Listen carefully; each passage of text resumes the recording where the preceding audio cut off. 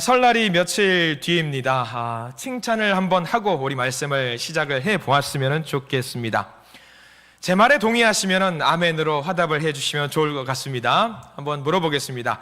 여기 모이신 모든 분들은 겉을 봐서는 천사 같은 분들이십니다. 칭찬인지 욕인지 알 수가 없네요. 겉만 봐서는 천사 같은 분들이십니다. 맞습니다. 아멘 안 하시네요. 이제는 속 내면을 이제 알아야 될 것 같은데 속은 어떤지 알 수가 없어요 우리가. 여러분들 제가 어떻습니까? 저 착해 보이나요? 아무도 아멘으로 안 하시지요? 큰일 났습니다. 속은 모르는 겁니다. 여러분들 제 속은 알 수가 없어요. 나중에 여러분들과 함께 그거를 검사해보고 싶으면 여기 계신 젊은 분들은 아마 한 번쯤은 다 해보셨을 겁니다. MBTI 검사라는 게 있어요. 그러니까 자기 내면의 어떤 성향과 성격을 분석하는 검사인데 16가지로 사람들의 성격을 구분해요. 외향적인 사람, 내성적인 사람, 꽁한 사람, 밴댕이 소갈딱지 같은 그런 사람도 있고요. 그런 검사들이 있습니다. 여러분들 보실 때에 저는 그 MBTI 중에 여러 가지 16개 중에 어떤 영어의 성향을 떠나서 어떤 것 같아요? 내성적일 것 같아요? 외향적일 것 같아요? 다들 그렇게 말하는데 그 MBTI 검사를 하면 놀랍게도 저는 내성적이고 소심한 사람으로 판가름 나왔어요. 믿겨지세요? 겉으로는 어때요? 와! 할 것 같잖아요. 겉으로는 그럴 것 같은데 내성적으로 굉장히 내성적인 사람이라는 거예요. 굉장히 합리적이고 이제 믿지 못하시겠지만 합리적이고 지적이고. 왜 그러세요? 그 검사 결과 다 그렇다라는 거예요. 그렇습니다. 겉과 속이 너무 다른 사람이라는 거. 저도 그 검사지를 딱 보면 질문지가 있어요. 질문지를 딱 보면은 이거는 내가 원래는 이렇게 하는데 사실 내 마음은 이거야 라고 하면서 겉과 속이 좀 다른 사람으로 조금 판가름이 난 것 같습니다. 아마 물어보세요. 자녀분들에게 너는 그 목사님이 오늘 말한 그 MBTI 검사에서 어떤 성향이더냐 라고 하면은 저는 이런 사람이에요 저런 사람이에요 아마 이야기를 할 것 같습니다. 근데 이게 참 정확한 거예요. 우리 주님도 예수님께서도 겉을 보지 않으시고 뭘 보신다고 말씀하셨냐면 우리 마음에 있는 뭘 보신다고 하셨죠? 중심을 보신다고 하셨어요. 겉으로 드러나는 게 아니라 마음이 있는 내면을 보신다라고 하신 거죠. 우리 주님은 참으로 정확한 것 같습니다. 우리도 그렇게 중심을 볼 수 있는 눈이 있었으면 좋겠어요. 겉모습이 아니라 저 사람은 어떤 마음이 내면에 있다라는 것을 우리가 볼 수 있었으면 좋겠습니다. 세상은 외모를 보는 것 같습니다. 외모지상주의라고 하잖아요. 보다 잘생겨야 되고 겉으로는 좋은 직장을 가져야 되고 능력이 있어야 되고 연봉도 좋아야 되고 그런 사람을 우리는 인정해 주는 경향이 있습니다. 그런데 우리 주님은 그러하지 않으셨다라는 거예요. 내면을 보셨다라는 거죠. 물론 겉을 보고도 그 사람을 어느 정도는 판가름할 수 있습니다. 물론 극히 일부분이죠. 극히 일부분을 보고 알게 됩니다. 어떤 목사님께서 미국에 유학 중에 경험했던 사건을 회고한 글을 제가 본 적이 있습니다. 어떤 신학교에 입학 허가를 받고 그 지역에 이제 살기 위해서 집도 좀 알아보고 섬길 수 있는 교회도 좀 알아보고 있는 과정 중에 어떤 선배 한인교회 목사님께서 함께 사역을 해보자라고 하고 그 젊은 목사님을 청빙을 했어요. 우리 같이 일해봅시다 하고 교육부서를 맡아서 사역을 좀 해달라고 부탁을 했습니다. 기쁜 마음으로 알겠습니다 목사님 감사합니다 같이 일을 열심히 하겠습니다 라고 말을 했어요. 공교롭게 그 시간 즈음해서 성가대 지휘를 하실 수 있는 분도 외부에서 청빙을 했더라 모셔왔다라고 해요.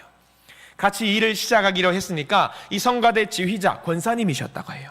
이 권사님께서 이 젊은 목회자분을 모셔서 집에서 식사를 대접하는 시간이 있었습니다.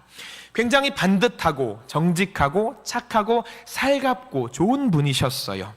반갑다 하시면서 식사를 같이 했습니다. 근데 놀라운 일이 발생을 했습니다.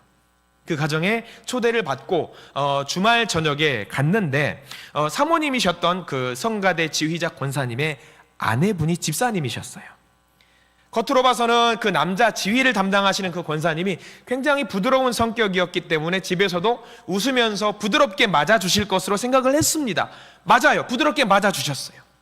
근데 집에서 그 아내분을 대하시는 것이 굉장히 생소하다라고 하는 거예요. 뭐라고 대하시냐면 음식을 보고 이게 뭐야? 이거 저거 다른 거 갖고 와야지. 맛이 이게 뭐야? 라면서 아내분을 타박하시더라는 거예요. 얼마나 아파요. 아니 주면 주는 대로 먹을 것이지, 그게 아니라 이게 맛이 이게 뭐야? 소금이 좀 더, 간이 좀 덜 됐잖아 하면서 아내분을 타박하는 거예요. 우리 남자분들 그러시면 안 됩니다. 설 명절 때 음식 나오는 대로 쪽쪽 맛있게 받아 먹으십시오. 세상에서 제일 맛있다고 말하셔야 됩니다. 설 명절 끝나고 아이고 주시는 대로 받아 먹으셔야 돼요. 큰일 납니다. 아무튼 그런 일이 있었어요. 근데 그 젊은 목회자가 이상하다, 이 지휘자 권사님은 이런 분이 아니신데 라고 하면서 되게 불편하면서 그 식사의 자리를 지키시고 계셨다는 거예요. 시종일관 그 아내 되시는 집사님께 이제 호통과 윽박으로 쭉 지속이 되었다라고 하는 거예요. 아마 바늘방석을 앉은 것 같겠죠. 식사의 자리가 끝나기 무섭게 그 집을 나섰습니다. 시간이 지나서 그 주일에 다시 그 지휘자 권사님을 보게 됐지만 여전히 어땠을 것 같아요. 겉으로는 굉장히 친절하고 세상에 둘도 없는 예수의 사랑을 전할 것 같은 모습으로 상대를 했다라고 하는 거예요. 겉과 속이 다른 모습이지요. 성경에도 그런 이야기가 종종 있습니다. 다른 인물들의 이야기가 아닙니다. 오늘 우리가 살펴본 사도 요한의 이야기입니다. 오늘은 이 요한을 함께 만나려고 합니다. 우리가 성경에 하고 많은 사람 중에 요한의 이야기에 집중을 해야 되는 이유가 무엇일까요? 오늘 우리가 설 명절을 두고, 굳이 이 설 명절을 두고 요한의 이야기에 집중해야 되는 이유, 이 요한의 이야기가 저와 여러분들의 이야기이기 때문입니다. 겉으로는 번지르르 하고 겉으로는 대단해 보이고 그러나 내면에는 바르지 않았던 사람, 그 사람들을 주님께서 탓하지 않으시고, 능력 없는 것을 탓하지 않으시고, 사악한 마음이 있는 걸 탓하지 않으시고 하나님의 사랑으로 덮어주신 이야기가 오늘 말씀이기 때문입니다. 저와 여러분들도 마찬가지예요. 우리의 내면도, 우리의 마음도 바르지 않을 때가 있습니다. 잘 아실 겁니다. 겉으로는 세상에서 둘도 없는 멋진 아버지 또는 어머니, 세상에는 둘도 없이 훌륭한 아들, 딸의 모습을 하고 있지만 그 내면에는 다른 모습이 있을 때가 있다라는 것을 우리가 잘 알고 있습니다. 그래서 우리는 우리의 잘못을 스스로 보면서 울면서 주님께 매달려야 합니다. 주여, 어쩌다가 제가 이렇게 되었습니까? 저는 왜 이렇습니까? 겉과 속이 왜 이렇게 다릅니까? 주님, 이 시간 요한을 통해서 주님은 우리를 위로하려고 하십니다. 주님이 말씀하셔요. 뭐라고 말씀하시냐면, 걱정 마라.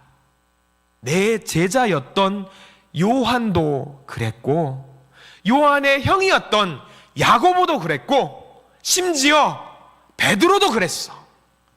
베드로도. 근데 내가 덮어줬어.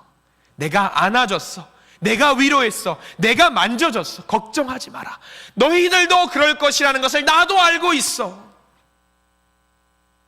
오늘 그러한 하나님의 시각으로, 주님의 시각으로 사도 요한을 만나보려고 합니다. 이 요한을 통해 큰 은혜가 저와 여러분들에게 넘치기를 간절히 소망합니다. 자, 오늘 요한은 두 가지 별명이 있다라는 것을 여러분들 잘 알고 계실 겁니다. 성경을 읽다 보면은요, 예수님의 12제자, 그 중에 한 사람, 요한, 그 요한에게는 두 가지 별명이 있었습니다. 여러분들, 별명이 있다라는 것은 좋은 일일까요? 안 좋은 일일까요? 여러분들 혹시 소시적에 내 별명 기억하십니까? 지금도 친구들 간에, 지금 사귀는, 현재를 살아가는 친구들 간에 별명이 있을 것 같아요. 지난주에 권사님 한 분이 교회에서 잠깐 섬기는 일을 하기 위해서 불편한 몸을 이끄시고 교회로 오셨습니다. 무슨 일을, 우리 저 밑에 오시면서 하시겠지만, 족장, 철근 구조물이 좀 있어요. 좀 이따 봉사할 일이 좀 있는 광고를 통해서 알려드릴 텐데, 그것을 가지고 교회로 오신 거예요. 무슨 일을 하기 위해서. 그 권사님이 아주 중마고우분과 함께 오셨습니다. 그러면서 이 날라주고 고마운 것을 수고했다라는 것으로 이제 좀 소정의 어떤 사례를 조금 하기 위해서 지갑에서 돈을 꺼내시는데 2만 원을 꺼내시는 거예요. 날라주는 것도 고맙고 기름값도 들었을 텐데 2만 원을 꺼내시려고 하시는 거예요. 옆에서 다른 분이 2만 원이 뭐냐고 지갑을 꺼내가지고 5만 원짜리를 꺼내주시는 거예요. 그럼 제가 봤을 때는 야, 2만 원 먹고 떨어져, 그럴 것 같은 느낌인 거예요. 그러면서 그 친구분이 아유 이놈의 자식 막 그러면서 호통을 치는 거죠. 그러면서 그 두 분 친구분의 교제하는 모습을 보니까 너무 아름다운 거예요. 근데 그 순간 제가 물어보고 싶었어요. 소시적에 이 권사님 별명이 뭐였습니까? 라고 물어보고 싶었어요. 아마 되게 엉뚱한 별명이었을 것 같다라는 생각이 드는 거였죠. 여러분, 별명은 그만큼 친숙하고 좋은 겁니다. 여러분들 별명이 다들 하나쯤은 있었으면 좋겠어요. 제 별명도 있었습니다. 저는 누가 제 별명을 부르는 걸 너무 싫어했어요. 그래서 친구가 저한테 별명을 부르면은 제가 주먹 다짐까지 할 지경이었어요. 별명 부르지 말라고, 멱살을 잡아가면서. 근데 지금 생각하니까 좀 아쉬워요. 내가 소시적에 그 별명을 계속 불림을 받았으면 참 좋았겠다라는 생각을 좀 하고는 합니다. 기억나는 별명이 하나 있습니다. 여러분들 제 별명 한번 지어주시렵니까? 어떤 별명을 지어주실 것 같아요? 민망하시죠?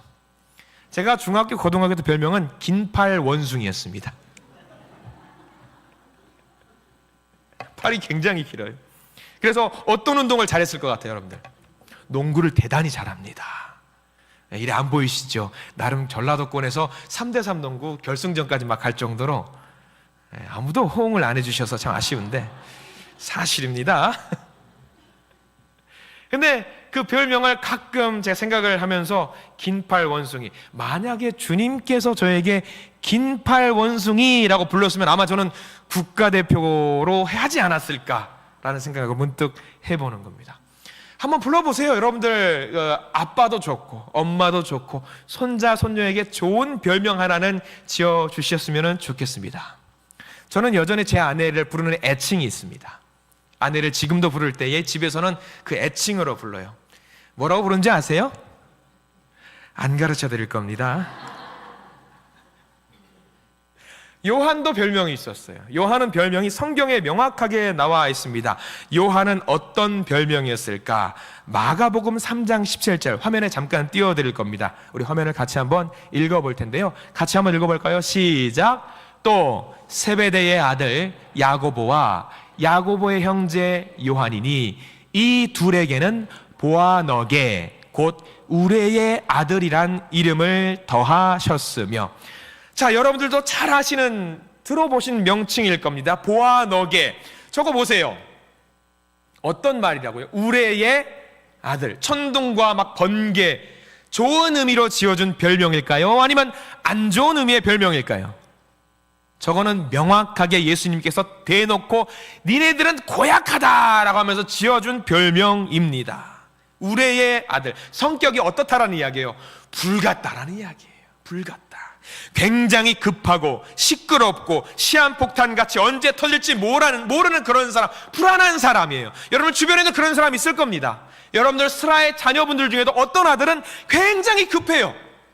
굉장히 막 극성인 아들들, 딸들이 분명히 있을 겁니다. 그 아들들에게 야, 오늘 말씀 잘 들었지? 보아너게랜다. 야, 보아너게. 성격 좀 죽이고 살아라. 이 보아너게라는 별명을 지어주셨습니다. 이것과 관련된 에피소드가 오늘 우리가 읽은 성경 본문입니다. 성경책을 보시고 오늘 말씀을 한번 잠깐 보겠습니다. 9장 49절과 50절 두 절 말씀을 우리 같이 천천히 읽어보겠습니다. 요한의 성격이 드러나는 말씀이에요. 49절입니다. 시작. 요한이 여짜오되 주여 어떤 사람이 주의 이름으로 귀신을 내쫓는 것을 우리가 보고 우리와 함께 따르지 아니함으로 금하였나이다. 50절 예수께서 이르시되 금하지 말라. 너희를 반대하지 않는 자는 너희를 위하는 자니라 하시니라. 아멘.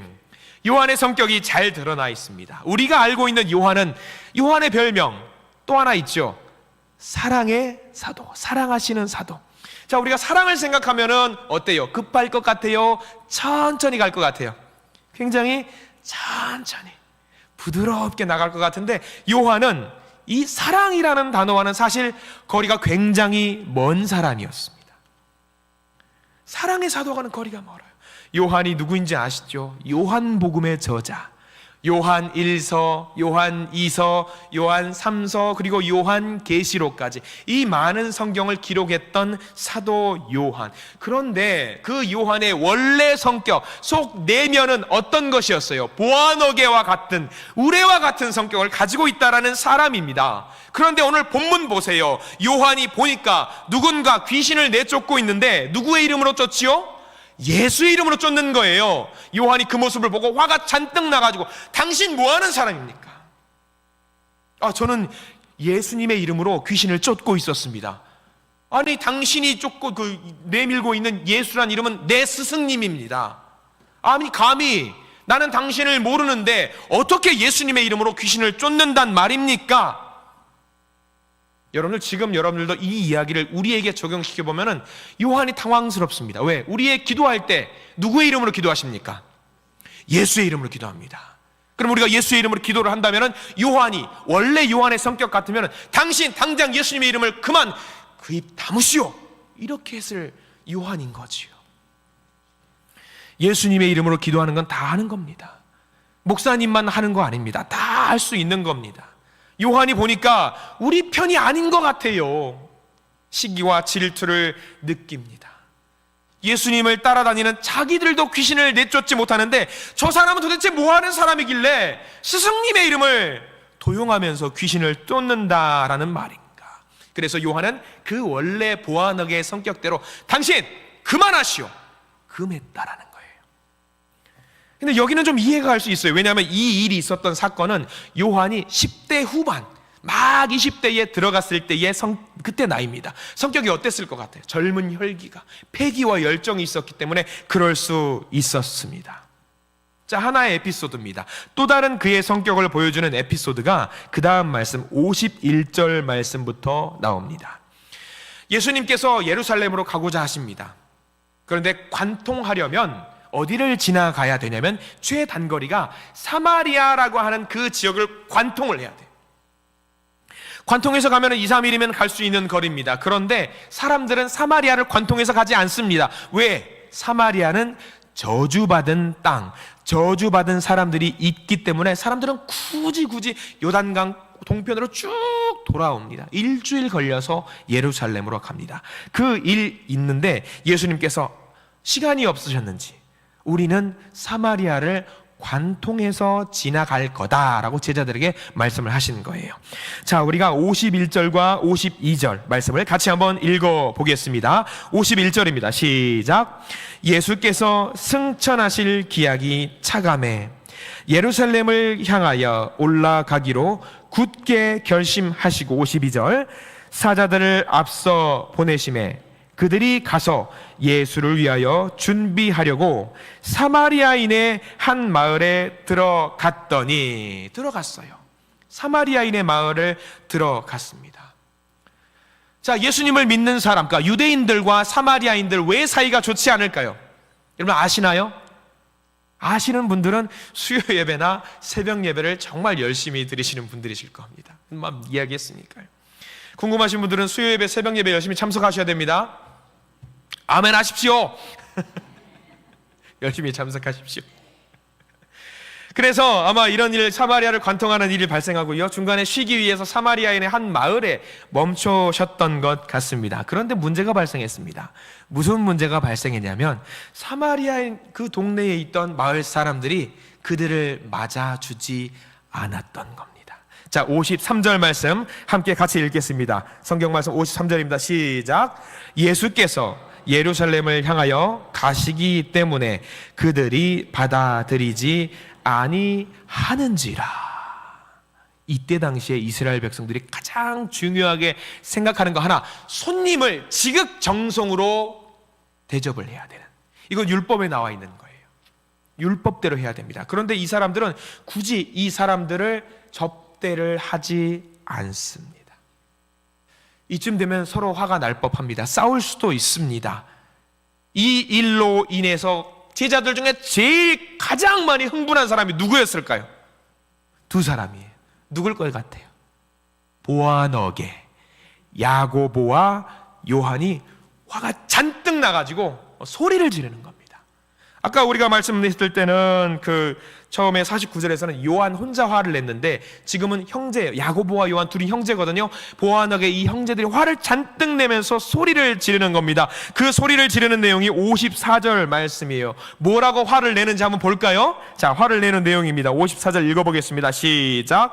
제자 야고보와 요한이 이를 보고 이르되 주여 우리가 불을 명하여 하늘로부터 내려 저들을 멸하라 하기를 원하시나이까. 얼마나 유치한지 몰라요. 너무 유치해요. 대접을 안 해주니까 화가 잔뜩 나가지고 주님 하늘에 불을 떨어뜨리게 해가지고 쟤네들 다 멸망시켜 버릴까요? 이들은 능력이 있을까요 없을까요? 야고보와 요한이 능력이 있어요 없어요? 귀신도 못 쫓는 사람들이에요. 근데 무슨 불을 내려서 명할 수 있다라는 거예요. 너무나도 유치하기 짝이 없는 사람들의 고백입니다. 저는 이 말씀을 읽어보면서 어렸을 때 또 저의 모습이 떠오르는 것 같아요. 어려서는 저는 여러분들 제 연배분들은 아실 거고 제 연배보다 더 있는 분들은 아실 겁니다. 도시락을 쌌습니다. 부모님께서 맛있는 도시락을 많이 싸주시고 합니다. 그러면서 점심시간에 도시락을 딱 까놓고 먹어요. 그럼 어때요? 어떤 집은 소세지가 있고요, 어떤 집은 계란 후라이도 있고요. 저는 뭐가 있었을까요? 콩자반, 멸치, 물론 간혹가다 맛있는 음식이 있었습니다. 이제 같이 도시락을 까놓고 서로 반찬을 나눠 먹습니다. 그러면 간혹가다 맛있는 반찬이 있는 그 도시락에는 어떻게 해요? 젓가락이 야, 나 하나만 먹자 하고 가져서 먹는 경우가 한 번씩 있었습니다. 근데 어떤 날은 좀 이적인 친구가 있었어요. 굉장히 귀티나는 도시락을 가지고 와서 열었더니 맛있는 음식이 있는 거예요. 야, 내가 한번 먹어보자니까 그 친구가 어떻게 해요? 됐어, 나만 먹을 거야. 그러면 저는 뭐라고 그랬냐면, 야, 내가 내일 더 맛있는 반찬 싸올 거야. 그렇게 했던 기억이 있어요. 어때요? 이런 저의 모습을 회고해 보니까 어떻습니까? 굉장히 유치하죠. 정말 유치합니다. 지금 생각하면 너무 유치한 거예요. 이 말씀을 보면서 야고보와 요한이 이렇게 화를 내는 모습을 보면서 그때 제 모습이 떠오르는 거예요. 야, 내가 정말 유치했구나. 야고보와 요한도 마찬가지구나. 정말 유치하구나. 딱 이 수준인 거예요. 야고보와 요한이 딱 그 수준인 거예요. 흥분해가지고 앞뒤 가리지 않고 아무 말이나 합니다. 내일 내가 더 맛있는 반찬을 싸올 거야. 똑같아요. 능력도 없으면서 불을 내려서 저들을 멸하게 해 버릴까요, 주님? 무슨 능력이 있습니까? 예수님께서 이 모습을 보시고 어떻게 대응하셨는지 한번 보셔야 됩니다. 55절, 굉장히 짧은 말씀인데 여기서는 예수님이 굉장히 많은 액션을 취하십니다. 55절 말씀 읽어보겠습니다. 시작. 예수께서 돌아보시며 꾸짖으시고, 돌아보시며 동그라미 표시해 보세요. 이게 뭘 말하는 거냐면 정적이 흐르는 거예요. 여러분들 주변에서 젊은 분들, 아버지, 어머니가, 특히 아버지분들이 굉장히 썰렁한 유머를 던지면 어떻게 하셔요? 일단은 쳐다보십니다. 아버지를 내내 눈을 쳐다보시고 잠깐 한 3초 내지 5초 정도는 정적이 흘러요. 왜? 어이가 없으니까. 무슨 말씀을 하시는 거야? 너무 당황스러우니까. 너무 썰렁한 개그를 자녀들이 하면 잠깐 쳐다봤다가 야, 그 입 다물라. 그렇게 말하는 경우들이 한 번씩 있습니다. 예수님도 그 야고보와 요한의 이야기를 듣고 나서 어떻게 하신 거예요? 꾸짖긴 꾸짖으신 건데 그 말을 듣고 너무 당황스러운 거예요. 그래서 잠깐 한 10초 정도 쳐다보는 거예요. 얘네들이 지금 뭐라고 하는 거야? 하면서 쳐다보신 거예요. 쳐다보고 나서 꾸짖으신 거죠. 예수님은 딱 그거예요. 자, 우리는 여기서 이 두 사건을 통해서 알게 됩니다. 뭘 알게 되냐면 야고보와 요한, 특별히 요한, 입에 배어있는 게 있는 거예요. 그 내면 속에 배어있는 게요. 습관적으로 나오는 말들이 있는 거예요. 여러분들 살면서 습관적으로 나오는 말들이 있죠. 저는 습관적으로 나오는 말이 있습니다. 뭐냐면 아이고 아버지.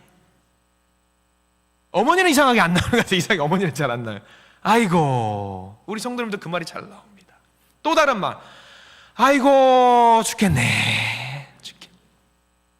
습관적으로 나오는 말들이 있어요. 그 내면에 배어 있는 거예요. 배어 있는 거예요.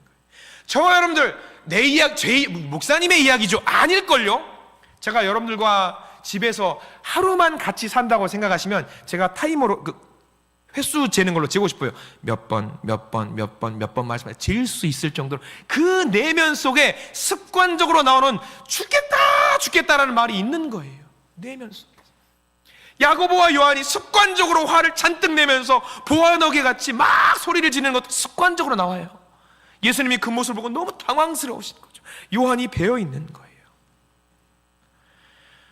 요한은 죽겠다고 이야기하는데 예수님께서 어이없는 표정으로 꾸짖으시는 거예요. 야, 내가 너희들 죽이려고 내가 왔냐? 내가 왜 왔냐? 내가 너희들에게 왜 왔냐? 왜? 살리려고 오지 않았냐? 너희들을 살리려고 오지 않았냐? 왜 자꾸 죽겠다라고만 이야기하고 사람들을 죽이겠다고 이야기하고 그 많은 것만 하고 벌 주는 이야기만 골라서 하냐? 네 내면 속에는 뭐가 들어있냐라고 꾸짖으시는 거예요. 흥분하고 화도 나니까 요한은 자기 마음속에 아무 말 대잔치를 하는 거예요. 아무 말 대잔치. 여러분들 그렇게 화를 내는 사람 보면 무슨 생각을 합니까? 그 사람이 무섭던가요? 화내는 사람 보세요. 무섭던가요? 운전을 하다가 나를 위협하는 운전 빵 하면서 위협하는 사람 보면 그 사람이 무섭던가요? 아니에요. 아이고 무섭네. 아이고 퍽이나 무섭네. 오히려 그 사람을 어떻게 평가합니까? 참 저 사람 왜 저래? 왜 저래? 그렇게 평가하잖아요. 유치한 거예요. 얼마나 유치한지 몰라요. 요한 같은 경우는 아까 49절 말씀에 한 번이면 그러려니 해요. 아이고 어쩌다가 한 번씩 그렇게 나올 수 있겠거니. 그런데 두 번, 세 번, 네 번 계속 그렇게 내면 속에 있는 응어리들을 끄집어내서 막 이야기를 하는 거예요. 요한의 내면에는 상당히 큰 문제가 있었던 것을 알게 됩니다. 편협한 분노와 갈등과 고민과 아픔이 담겨 있었던 거죠. 우리는 이 요한의 모습을 보면서 우리를 점검할 수 있어야 합니다. 내 내면을 점검할 수 있어야 합니다. 예수님께서는 이런 요한의 모습을 보면서 새로운 계명을 주셨습니다. 요한복음 13장에 이런 말씀이 있어요. 제가 읽어드릴 겁니다. 내가 너희를 사랑한 것 같이 너희도 서로 사랑하라. 사랑하라. 사랑하라. 사랑하라. 사랑하라.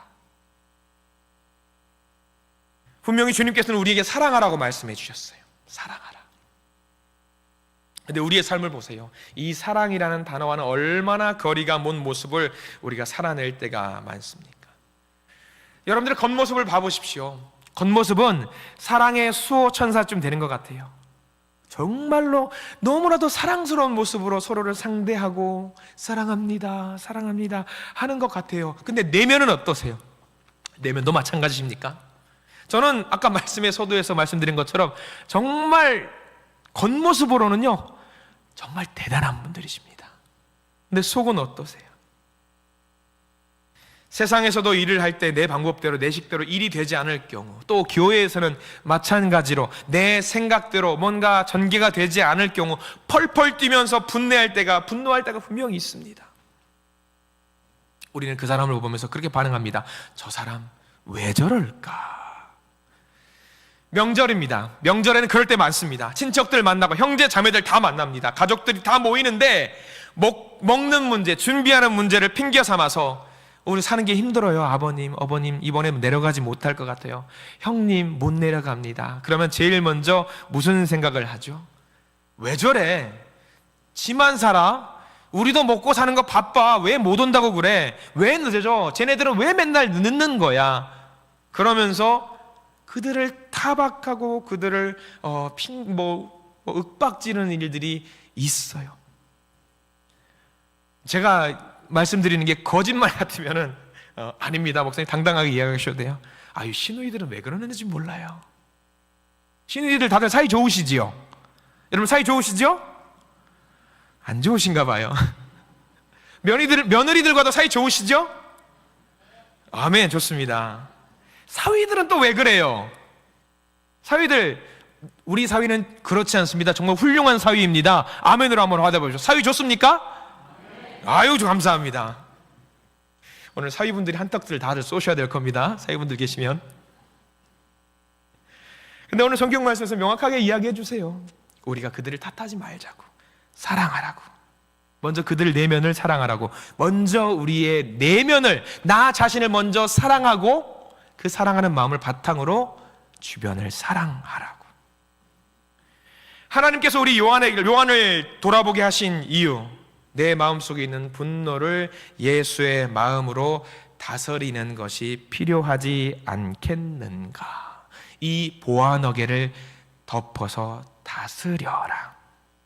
별명이 하나 더 있다고 말씀드렸습니다. 무슨 별명? 잘 아시는 별명, 사랑하시는 제자 또는 사랑의 제자였습니다. 요한은요, 예수님께서 정말 사랑하셨던 제자였습니다. 이게 뭘 말하느냐면 왜 사랑을 줬을까요? 예수님께서 요한에게 더 큰 사랑을 부어주신 이유가 무엇인지 아세요? 우리가 자녀들을 혼낼 때에 자녀가 잘하기 때문에 혼내던가요? 뭐 하기 때문에 혼내요? 잘 하라고 혼내는 거예요. 예수님께서 사랑을 더 부어주신 이유는 왜? 사랑에 갈급해 있는 요한이었기 때문에 사랑을 더 부어주신 겁니다. 똑같아요. 우리도 사랑에 고파 있잖아요. 옆에 있는 분들 사랑해야 하잖아요. 옆에 있는 분들이 얼마나 사랑에 고파 있는지를 아십니까? 그러면 그 옆에 있는 분들 더 애정하시고 만져주시고 안아주셔야 되는 것이 우리가 해야 되는 일입니다. 요한은요, 우리와 신기하다 싶을 정도로 닮아 있습니다. 예수님께서는 특별히 많이 사랑해 주셨고요, 그 사랑을 받아 먹어서 요한은 변화되었습니다. 말씀의 서두에서 겉모습과 내면이 다른 경우가 많다라고 말씀을 드렸습니다. 요한의 경우에는 겉과 속이 완전히 다른 사람, 그러나 그는 결론에 도달하게 됩니다. 마음속에 해결이 되지 않았던 상처가 있거나 아픔이 있었던 사람일 수도 있고, 어떤 면에서는 사랑이 고파 있는 그런 내면을 갖고 있는 사람일 수도 있습니다. 사랑받고 싶어서, 인정받고 싶어도 겉으로 더 열심히 소리를 치며 황당한 말을 하기도 하고 불같이 펄펄 뛰면서 저를 좀 돌봐주십시오, 저를 사랑해 주십시오. 여러분, 하나의 사연을 또 알려드릴게요. 예수님께서 그 제자들을 이끌고 변화산이라는 곳에 가셨어요. 제자 3명을 데리고 가셨습니다. 누구 데리고 가신지 여러분 아시는 분? 첫 번째로 야고보, 또 하나 요한, 또 하나 베드로. 이 3사람 보세요. 성격 어떻습니까? 괴팍한 친구들입니다. 말도 안 되고 급하고 아주 그냥 가만히 있으면 큰일 날 것 같은 불같은 성격의 사람. 겟세마네 동산 기도하러 가실 때 누구 데리고 가셨죠? 야고보, 요한, 베드로. 사랑하셔서 데리고 가셨을까요? 사랑하셨겠지요. 근데 왜 데리고 가셨을까? 아무리 100번 양보해도 왜 데리고 가셨을까? 베드로 잠깐 보실래요? 얼마나 급해요. 예수님을 잡으러 온 대제사장의 사람들을 한 명의 귀를 잡아다가 잘라버려요. 그 정도로 화가 있는 사람들. 이 3사람을 편애하셨다라기보다는 관리하신 거예요. 얘네들은 나 없으면 안 될 것 같다. 관리해야겠다. 사랑해야겠다. 더 많은 사랑을 줘야겠다. 이 요한이 이렇게 많은 사랑을 받아먹고 변해버렸거든요. 어떻게 변했는지 성경 말씀에는 나와 있는 내용이 있습니다. 사도 요한이 쓴 책이죠. 요한1서 4장 16절에 이런 말씀이 기록이 되어 있어요. 저 말씀 함께 같이 한번 읽어볼까요? 시작. 하나님이 우리를 사랑하시는 사랑을 우리가 알고 믿었노니 하나님은 사랑이시라. 사랑 안에 거하는 자는 하나님 안에 거하고 하나님도 그의 안에 거하시느니라. 우레와 같은 성격 보아너게 그가 이제 고백을 하는 거예요. 막 화를 냈던 사람이 이제 고백을 합니다. 뭐라고 고백합니까? 하나님은 사랑이시라. 사랑이시라. 누구보다 요한은 사랑을 강조합니다. 그가 받았던 큰 은혜, 하나님께서 먼저 우리를 사랑하셨다. 또 하나의 성경 말씀 있습니다. 요한1서 4장 10절 말씀 또 준비했는데요, 같이 한번 읽어볼까요? 같이 읽습니다. 시작. 사랑은 이 사실에 있으니 곧 우리가 하나님을 사랑하는 것이 아니라 하나님이 우리를 사랑하셔서 자기 아들을 보내어 우리의 죄를 위하여 화목 제물이 되게 하신 것입니다. 우리가 죄의 문제를 해결하지 못하니까 아들을 보내셔서 우리의 죄의 문제를 해결해 주셨다라는 겁니다. 그래서 우리에게 주시는 말씀이 있다는 거죠. 우리도 서로 사랑해야 한다. 누구보다 급해 보였던, 겉모습으로는 급해 보였던 요한, 내면에는 뭐가 있었어요? 상처가 있었고 사랑에 고팠던 요한. 주님, 하늘에 불을 내려서 다 태워버릴까요? 했던 요한. 그런데 이제는 변화되어서 사랑합니다. 하나님은 사랑입니다. 그런 사람으로 변화가 되어 버렸습니다. 저를 한번 따라서 하시기 바랍니다. 하나님은 사랑이십니다. 하나님은 사랑이십니다. 하나 더, 사랑하겠습니다. 사랑하겠습니다. 여러분을 사랑하십시오. 사랑하셔야 합니다. 하나님께서 우리를 이처럼 사랑해 주셨으니 우리도 서로 사랑해야 합니다. 변화되셔야 합니다. 상처가 많았던 그 사람, 요한이 어떻게 살았는지는 알 수 없습니다. 사랑이 결여되었던 사람이고 굶주렸던 사람, 사랑을 찾아다녔던 사람, 인정받고 싶었던 사람입니다. 그는 누구보다 하나님은 사랑이시다, 하나님이 우리를 먼저 사랑하셨다, 이렇게 말하는 사람으로 변화되어 버렸습니다. 여기 계신 모든 분들, 겉으로는 모두 멀쩡해 보이십니다. 겉으로는. 이게 칭찬인지 욕인지 알 수는 없죠. 그런데 그 내면을 한번 돌아보십시오. 상처 없는 사람이 어디 있습니까? 아픔이 없는 사람이 어디 있습니까? 정도의 차이는 있겠죠. 그러나 모두 그런 아픔들이 있습니다. 그러면 우리가 오늘 말씀을 통해서 배워야 됩니다. 요한이 어떻게 해서 이렇게 변화되었는지, 어떻게 해서 사랑을 외치는 사람이 되었는지 우리도 배워야 될 거 아니겠습니까? 마지막 하나님의 말씀을 보고 말씀을 마무리하려고 합니다. 요한 1서 4장 12절. 요한은 어떻게 하면 변화될 수 있는지 명확하게 우리에게 알려주고 있습니다. 요한 1서 4장 12절 말씀을 같이 한번 천천히 읽어봅니다. 같이 읽습니다. 지금까지 하나님을 본 사람은 없습니다. 그러나 우리가 서로 사랑하면 하나님이 우리 가운데 계시고 또 하나님의 사랑이 우리 가운데서 완성된 것입니다. 우리가 서로 사랑하면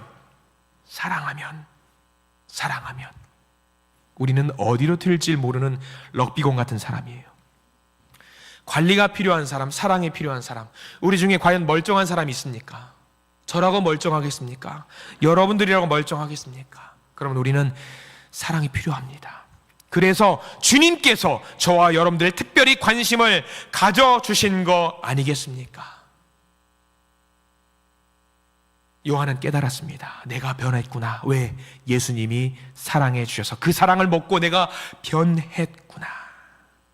그 사랑이 우리 안에 흘러 넘쳐서 우리 이웃들에게, 형제와 자매들에게, 며느리와 사위들에게, 가족, 친지, 형제들에게 사랑을 넘치게 부어주어야 되는 것이 우리가 해야 되는 일입니다.